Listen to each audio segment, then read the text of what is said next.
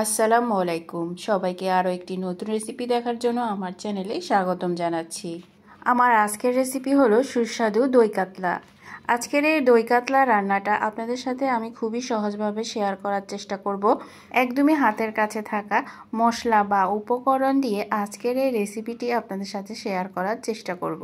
তো দই কাতলা রান্না করার জন্য প্রথমে এখানে কিছু মাছ আমি ভালোভাবে ধুয়ে নিয়েছি। এখন এখানে কিছুটা পরিমাণ লবণ দিয়ে দিচ্ছি এবং কিছুটা পরিমাণ হলুদ দিয়ে দিচ্ছি, মানে হলুদের গুঁড়ো দিয়ে দিচ্ছি। এখন মাছগুলোর সাথে ভালোভাবে এই দুটো উপকরণ মিশিয়ে নিচ্ছি।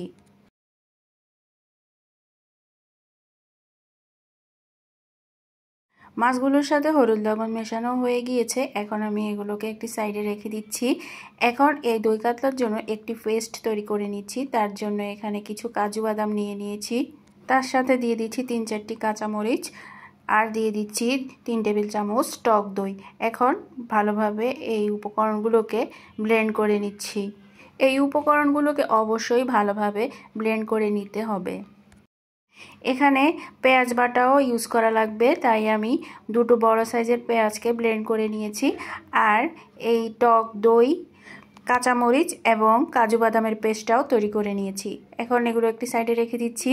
চুলায় প্যানে তেল বসিয়ে দিয়েছি, গরম করে নিয়েছি তেলটা। এখন মাছগুলো হালকা ভেজে নিচ্ছি। মাছগুলোকে একদম কড়া করে ভাজা যাবে না, এগুলোকে হালকাভাবে ভেজে নিতে হবে। মাছগুলোকে আগুনটাকে মিডিয়াম হিটে রেখে ভাজবেন, তাহলে সুন্দরভাবে মাছটা ভাজা হবে। তো এখন মাছগুলোর একটি সাইড হয়ে গিয়েছে, এখন আমি উল্টে দিচ্ছি মাছগুলোকে আরেকটি সাইড হওয়ার জন্য। তো মাছগুলো ভেজে নেওয়া হয়ে গিয়েছে, এখন আমি এগুলোকে একে একে উঠিয়ে নিচ্ছি। মাছগুলোকে দেখেই বুঝতে পারছেন এগুলোকে আমি কতটুকু ভেজে উঠিয়ে নিচ্ছি।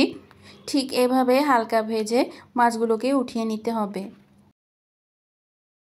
তো এখন মাছ ভাজার ওই তেলে আমি কিছু গরম মশলা এবং 3-4টি শুকনো মরিচ দিয়ে ফোড়ন দিয়ে দিচ্ছি। হালকা একটু ভেজে নিচ্ছি যাতে একটু সুঘ্রাণ আসে।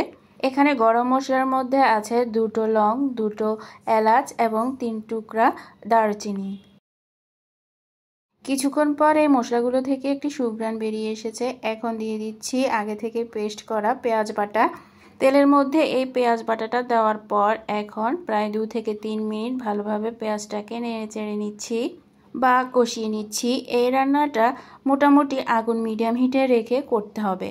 তেলের মধ্যে পেঁয়াজ বাটাটা কিছুক্ষণ কষিয়ে নেওয়ার পর এখন কিছু মশলা অ্যাড করছি। দিয়ে দিচ্ছি 1 চা চামচ পরিমাণ রসুন বাটা, 1/2 চা চামচ পরিমাণ আদা বাটা, পরিমাণ মতো লবণ, যেহেতু আগে মাছে লবণ দিয়ে ভেজেছি তাই পরিমাণ মতো লবণ দিয়ে দিচ্ছি। দিয়ে দিচ্ছি 1/2 চা চামচের মতো লাল মরিচের গুঁড়ো। যেহেতু এখানে কাঁচামরিচ পেস্ট আছে, মানে টক দইয়ের সাথে কিন্তু আমি কাঁচামরিচও দিয়েছি, তাই ঝালের পরিমাণটা একটু কমিয়ে দিয়েছি। এখন দিয়ে দিয়েছি 1 চা চামচ পরিমাণ জিরা গুঁড়া, 1/2 চা চামচ পরিমাণ ধনিয়া গুঁড়া, 1 চা চামচ পরিমাণ চিনি। এই রান্নায় অবশ্যই চিনি ইউজ করতে হবে, তাহলে মাছের টেস্টটা কিন্তু দ্বিগুণ আসবে। তো এখন আমি মশলাগুলোকে 5 মিনিটের মতো কষিয়ে নিচ্ছি।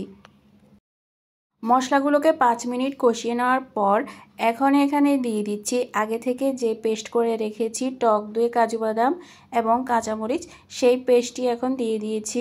এখন আবারও ভালোভাবে নেড়ে চেড়ে নিচ্ছি এবং আবারও 5 মিনিটের মতো এগুলোকে কষিয়ে নিচ্ছি। আগুনটাকে মিডিয়াম হিটে রেখে একটি ঢাকনা দিয়ে ঢেকে রেখে দিচ্ছি ভালোভাবে মশলাটা কষিয়ে আসার জন্য। তো এই তো 5 মিনিট হয়ে গিয়েছে, এখন আমি ঢাকনাটি সরিয়ে নিয়েছি। দেখুন মশলাটা সুন্দরভাবে কষে গিয়ে তেলটা উপরে উঠে এসেছে।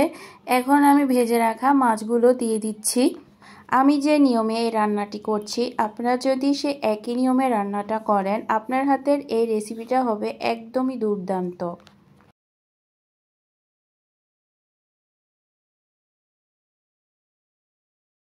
তো মাছগুলোকে মশলার মধ্যে দিয়ে হালকা একটু নেড়ে চেড়ে দিচ্ছি যাতে মশলাগুলো মাছের মধ্যে একটু সুন্দরভাবে লেগে যায়। 2 মিনিটের মতো মাছগুলোকে এভাবে উল্টে পাল্টে হালকা একটু কষিয়ে এখন আমি ঝোলের পানি দিয়ে দিব। 1 বাটি পরিমাণ বা 1.5 কাপ পরিমাণ পানি এখানে দিয়ে দিচ্ছি। পানিটা দিয়ে আবারও একটু ভালোভাবে নেড়ে চেড়ে দিচ্ছি এবং ঢাকনা দিয়ে ঢেকে রেখে দিচ্ছি যতক্ষণ পর্যন্ত না এই মাছের ঝোলটা ঘন হয়ে আসছে ততক্ষণ পর্যন্ত আমি ঢাকনা দিয়ে ঢেকে রেখে দিচ্ছি। তো এই তো কিছুক্ষণ পর ঝোলটা সুন্দরভাবে ঘন হয়ে গিয়েছে, তেলটা সুন্দরভাবে উপরে উঠে এসেছে, মাছটা কিন্তু হয়ে গিয়েছে। এখন কিছু কাঁচামরিচ দিয়ে আমি নেড়েচেড়ে মাছটা উঠিয়ে পরিবেশন করে নিচ্ছি। আমার এই দই কাতলা রান্নাটা থেকে কিন্তু খুবই সুন্দর একটা স্মেল বের হয়েছে। আপনারা অবশ্যই বাসায় একবার হলেও এই দই কাতলাটা ট্রাই করে দেখবেন। এই দই কাতলাটা পোলাও কিংবা খিচুড়ি কিংবা গরম গরম ভাতের সাথেও খেতে পারেন, খেতে কিন্তু একদম দুর্দান্ত হয় এই রান্নাটা। প্রিয় ভিউয়ার্স, আমার আজকের রেসিপিটি ভালো লাগলে বেশি বেশি শেয়ার করবেন এবং লাইক কমেন্টস করবেন। আজকের মতো এখানে বিদায় নিচ্ছি। আল্লাহ হাফেজ।